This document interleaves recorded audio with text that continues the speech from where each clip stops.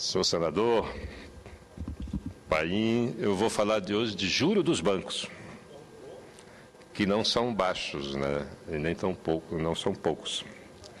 Mas o jornal o Globo publicou, no dia 2 de abril, antes de ontem, um estudo da consultoria Austin Rating sobre as margens de ganho dos bancos sobre o empréstimo que fazem aos seus clientes, o famoso spread. Ou seja, a diferença entre o que o banco paga para quem aplica dinheiro, você vai lá, deposita o seu dinheiro no banco,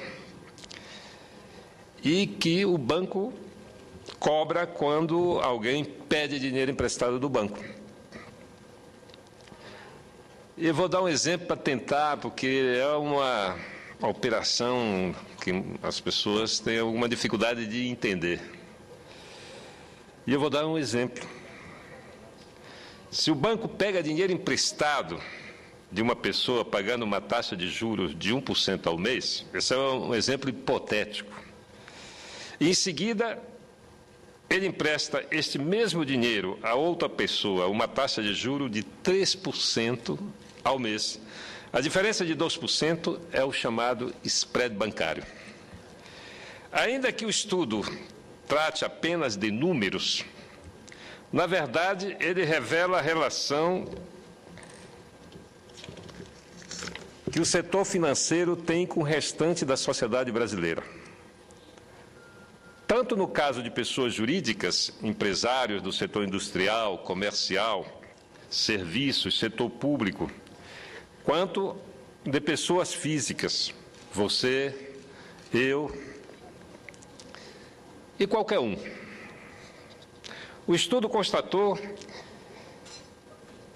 muito embora o governo tenha feito um esforço considerável ao baixar a taxa de juros básico da economia, a famosa taxa Selic, e aumentar a oferta de créditos nos últimos anos, os bancos brasileiros, ao invés de reduzir os spreads, eles vêm aumentando as margens de ganho sobre empréstimos e, consequentemente, os lucros. Alguém tem ideia de quanto lucrou os bancos no ano de 2011? E de onde vêm esses lucros? O dado mais estarrecedor é o seguinte: enquanto a taxa Selic caiu de 18% de dezembro de 2005 para 10,25% em fevereiro de 2012, os spreads médios dos bancos se mantiveram praticamente inalterados. Eles eram de 28,6% em 2005 e hoje estão em 28,4% em 2012. Uma diferença de 2 décimos apenas, quando a queda da taxa Selic foi de 18 para 10,25. Mas a margem líquida dos bancos aumentou bastante.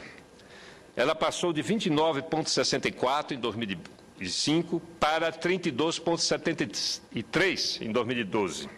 Esse é um dos elementos que explica o lucro gigantesco do setor financeiro no Brasil. A conclusão do artigo do jornal o Globo, que eu cito na íntegra, é esclarecedora. Aspas. Os números compilados pela Austin mostram que os custos administrativos e com compulsórios caíram. Caíram nesse período, mas em vez de diminuir as taxas para o tomador final, os bancos aumentaram a parte do spread destinado a cobrir impostos. E também elevaram os seus ganhos, elevaram a margem líquida. Para os especialistas, isso contribui para os lucros recordes do setor nos últimos anos. E o jornal O Globo vai mais adiante. Procurado da Federação Brasileira dos Bancos, a FEBRABAN, informou que, por meio de sua assessoria, que não se pronunciaria sobre o assunto. Veja que os bancos não se sentem com nenhum compromisso, nenhuma responsabilidade em prestar contas aos seus depositantes, não é? Porque, no mínimo, o banco poderia nos explicar, nós que temos contas bancárias, por que essa esse crescimento da margem líquida quando a taxa Selic tende a cair e a continuar caindo. A sociedade brasileira tem feito um esforço considerável para superar distorções econômicas, sociais e políticas. Vários segmentos produtivos da sociedade têm dado a sua contribuição a esse enorme desafio. Mas não podemos dizer o mesmo do setor financeiro do Brasil, o que continua com as mesmas práticas, não apenas de juros altos, mas também pelo excesso de garantias que exige dos clientes, burocratizando a outorga de crédito em tempo hábil e em condições razoáveis. É hora dos bancos públicos romperem com esta situação, aumentando a oferta de créditos com taxa de juros bem mais abaixo da praticada pelos bancos privados, forçando a concorrência nesse setor. Esse é o papel do banco público. Um papel de regulador de mercado, oferecer juros mais baixos para que os bancos privados os acompanhem. Com esses dados da Austin Rating, não podemos ter receio de dizer que a relação dos bancos com a sociedade brasileira pode ser caracterizada como a do vampiro que, para sobreviver na calada da noite, necessita do sangue de suas vítimas. O último grande mito da sociedade ocidental, nascida no século XIX, ilustra bem esta situação. E por falar em bancos públicos, bancos que recebem contribuição do Tesouro, do orçamento, esses bancos precisam urgente, entre eles o Banco da Amazônia, precisa urgente de se modernizar. Um processo de empréstimo do Banco da Amazônia é uma via-cruz interminável. As exigências, muitas das vezes, superam a capacidade de resistência do empreendedor. E eu tenho acompanhado alguns desses sofrimentos de empresários que insistem em produzir, principalmente na Amazônia, e que esbarram diante dos obstáculos criados pelo Banco da Amazônia, que nos últimos anos tem reduzido o seu pessoal, diminuído a sua capacidade de atender a sua clientela por falta de recursos humanos.